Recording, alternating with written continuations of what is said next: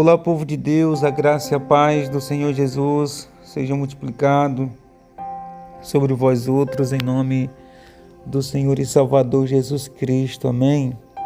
Eu quero trazer uma mensagem da palavra de Deus para as nossas vidas, para nos alegrar e nos motivar a lutar sempre, porque nós estamos vivendo momentos difíceis, momentos dolorosos, mas Deus está conosco em todos os sentidos da nossa vida e precisamos nos apegar à santa e poderosa palavra de Deus. Amém, meus amados?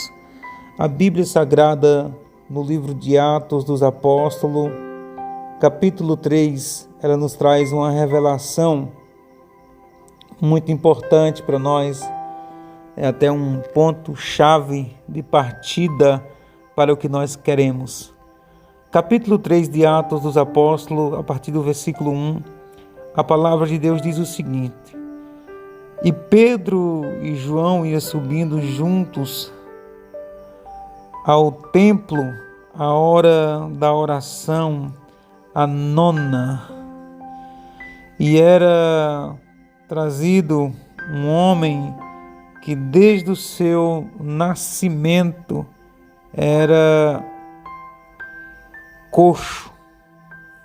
Eu quero deixar só isso aqui como um ponto-chave para nós, mas eu quero passear entre esses versículos e alguns detalhes importantes para nossas vidas. Quando a gente olha, queridos irmãos, observando, às vezes pensamos nós que os dias de hoje é mais difícil do que aquela época. Quando a gente analisa um pouco do livro de Atos dos Apóstolos, a Bíblia vai mostrar para a gente que muitos dos discípulos de Jesus, eles anunciavam o Evangelho com intrepidez, ou seja, com ânimo, com ousadia, com disposição. E muitos deles eram açoitados, muitos deles apanhavam bastante. E pasme os senhores e as senhoras, eles se alegravam, porque muitas das vezes eles eram surrados por anunciar o Evangelho de Jesus. Aí a pergunta que não quer calar: você já imaginou se alguém pegar um de nós e agredir e muitas vezes nos açoitar? Como vamos reagir? Naquela época, uma época muito difícil, e os discípulos de Jesus, que muitos se converteram recentemente ali, porque eles andaram com Jesus cerca de 3 anos e alguns meses, e não eram convertidos.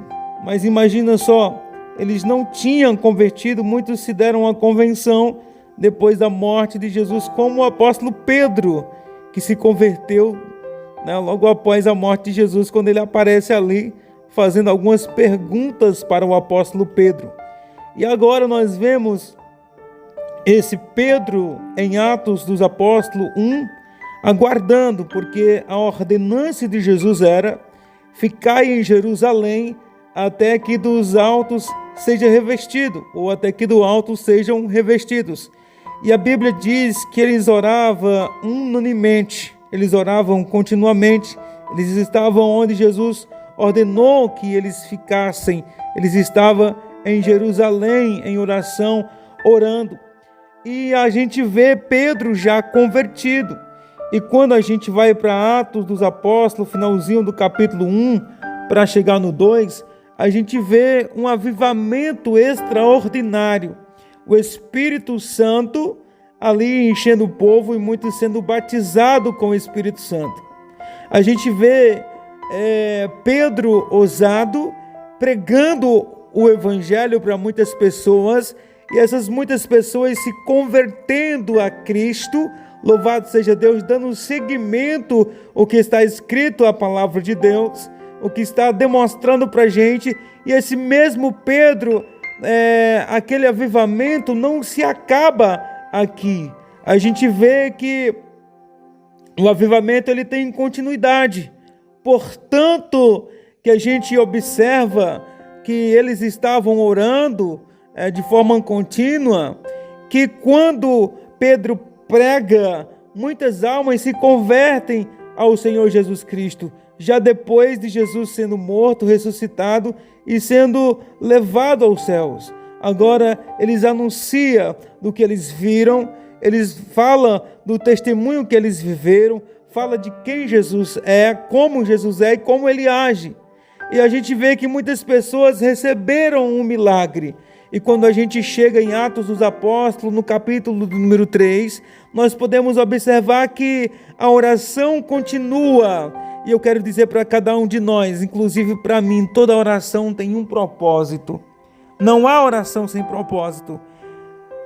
Não há oração sem propósito, por quê, irmão Cícero? Porque nem sempre alguém vai orar para dizer: Deus, muito obrigado. Eu sei que nós agradecemos. Eu sei que muitas vezes nós nos posicionamos e oramos ao Senhor, fazendo uma oração de gratidão, mas muitas das vezes, por conta das nossas necessidades, das lutas, das adversidades, nós plantamos os nossos joelhos no chão e vamos clamar porque está difícil, porque as lutas estão grandes, porque muitas vezes as portas estão fechadas, porque muitas vezes está faltando algo em nossa casa. Nós temos, louvado seja Deus, em mente o clamor, a busca, aleluia, daquilo que nós precisamos, o clamor de socorro, o grito de socorro: socorre-me, Deus. Essa é a nossa oração. Mas, como nós sabemos, eles iam subindo ali para o templo, Pedro e João. A Bíblia diz que eles iam orar. Era a hora da oração, a nona. Por isso que eu digo que há um propósito. Eles não foram orar simplesmente por ir orar. Havia um propósito, havia um compromisso. E eles foram fazer ali o que determina a santa palavra de Deus. Eles foram buscar refrigério em Deus. E quando eles se aproximam ali da porta formosa do templo, ele encontra um homem que desde o seu nascimento era coxo, ou mesmo, como você queira entender, era paralítico, era aleijado. E a Bíblia diz que eles eram colocados todo dia, os familiares colocavam ele ali na porta formosa todos os dias para pedir esmola. E mais um dia ele estava ali para pedir esmola. E os que entravam no templo, os que entravam no templo davam esmola para aquele paralítico. Ele estava ali pedindo esmola, ele era um pedinte e ele estava pedindo esmola. Mas quando Pedro e João se apresentam perante ele fitando os olhos em Pedro e João, eles esperavam receber deles alguma coisa. Mas a Bíblia diz que Pedro, ousado e cheio do Espírito Santo de Deus, diz: nós não temos ouro e nem prata, mas o que temos, isso te damos, em nome de Jesus Cristo, o Nazareno. Levanta-te e anda. A oração é a chave da vitória.